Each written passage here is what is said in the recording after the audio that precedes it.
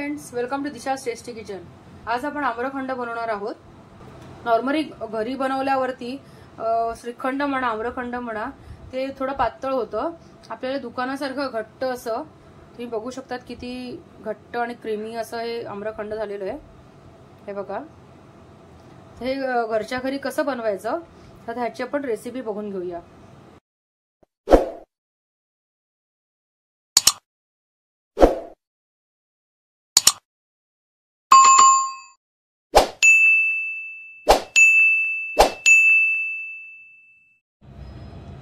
इथे मी 1 किलो दही घेतलेलं आहे।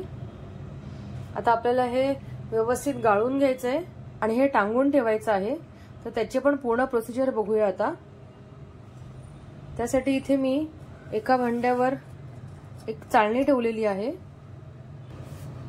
आणि त्यावर आता मी पातळ रुमाल घातलाय आणि आता आपण दही ओतणार आहोत ह्यात।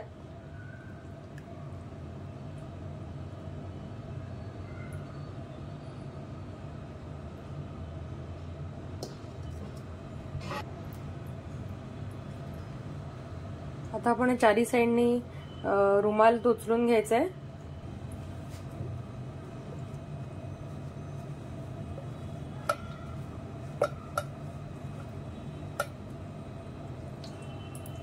आणि इथे अलगद प्रेस करत आपल्याला एक्स्ट्रा पाणी काढून टाकायचं आहे।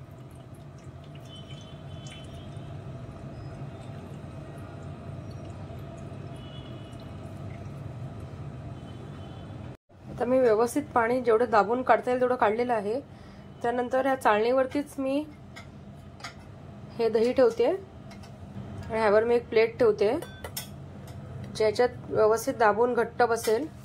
आणि आता ह्यावर आपल्याला वजन ठेवायचं आहे। तिथे मी माझ्याकडे गुळाचा एक डबा होता तो मी वजन म्हणून ठेवते। आणि आता आपल्याला हे भांड फ्रीज मध्ये ठेवायचं आहे। त्यासाठी आपल्याला थोडी फ्रीज मध्ये जागा करणं गरजेचं आहे, कारण आता उन्हाळा चालू आहे आणि आपल्याला हे जवळपास 8 ते 10 तास आपल्याला हे असं टांगून ठेवायचं आहे। जर आपण बाहेर ठेवलं तर आपलं दही खराब होऊ शकतं, म्हणून आपल्याला फ्रीज मध्ये ठेवणं गरजेचं आहे। तर ते मी फ्रीज मध्ये ठेवते। इथे मी 3 आंबे घेतले आहेत। मी हापूस आंबे घेतले आहेत। तुम्हाला तुमच्याकडे जे अवेलेबल असतील ते कोणतेही आंबे तुम्ही घेऊ शकता। तर 3 आंबे म्हणजे मी वजनाने घेतलेले आहेत। 1 किलो दही घेतलेलं त्याला 1 किलो आपल्याला आंबे वापरायचे। त्या हिशोबाने माझे 3 आंबे राहिले। तुमचे छोटे आंबे असेल तर 4 वापरले तरी चालेल। आता आपण मिक्सर मधून याची प्युरी करून घेऊया। तर मँगो प्युरी मी एका पॅन मध्ये काढलेली आहे। त्यात मी एक छोटी वाटी साखर घालते।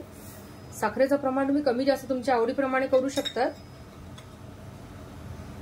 आणि आपल्याला हे मीडियम फ्लेम वरती व्यवस्थित आटवून घ्यायचं आहे। ही प्रोसिजर करणं गरजेचं आहे, कारण आंब्यामध्ये पण पाणी असतं आणि जेव्हा आपण ते दह्यामध्ये आता मिक्स करू त्यावेळेला मग त्याला पाणी सुटतं, मग आपलं आम्रखंड घट्ट होणार नाही।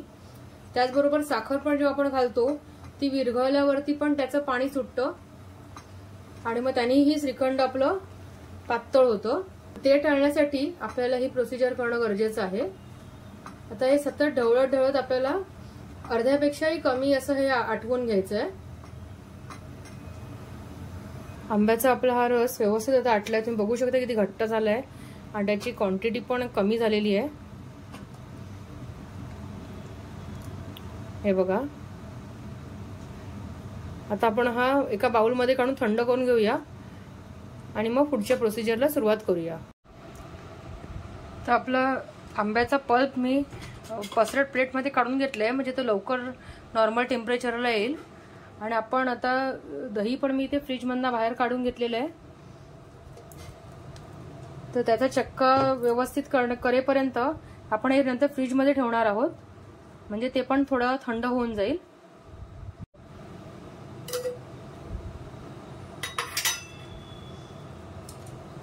मस्त घट्ट असा चक्का आपला तयार झालेला आहे।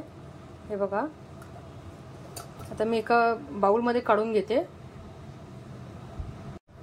तर आपला चक्का मी एका बाउल मध्ये काढलेला आहे। तुम्ही बघू शकता किती घट्ट असा मस्त चक्का तयार झालेला आहे, पनीर सारखा। हे बघा, आता आपल्याला हा व्यवस्थित फेटून घ्यायचा आहे। सुरुवातीला मी चमच्याने तो व्यवस्थित स्मॅश करते.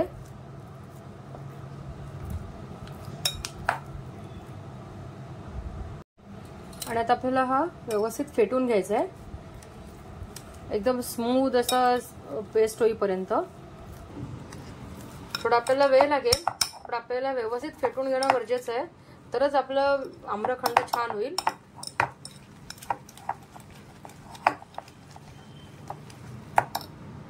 आपला चक्काही आता मस्त फुललेला आहे आणि व्यवस्थित रेडी आहे. त्याचबरोबर आंब्याचा पल्प मी फ्रीजमध्ये थंड करायला ठेवला होता, तोही छान गार झालेला आहे.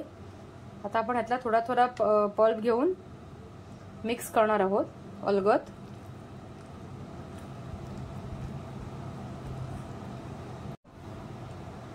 आता उरलेला पल्प पण आपण याच्यात घालूया.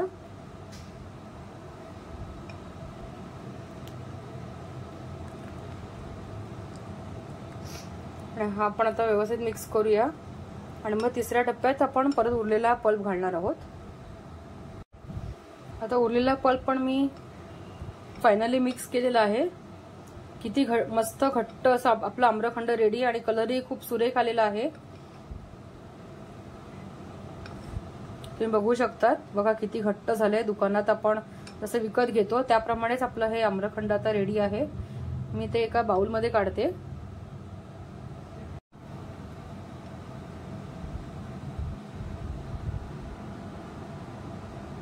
हे बघा पडतानाच किती अलगद पडतं. ह्यावरून आपल्याला कळतं की आपला आम्रखंड अगदी व्यवस्थित झालेला आहे, पातळ जराही झालेला नाहीये.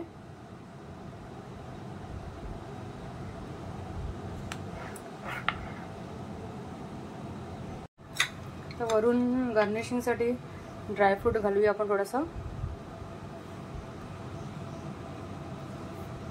फ्रेंड्स, कसा वाटला तुम्हाला आजचा व्हिडिओ? आवडला असेल तर लाईक करा, शेअर करा, चॅनलला सबस्क्राईब करा आणि बेल बटनला क्लिक करा. थँक्यू.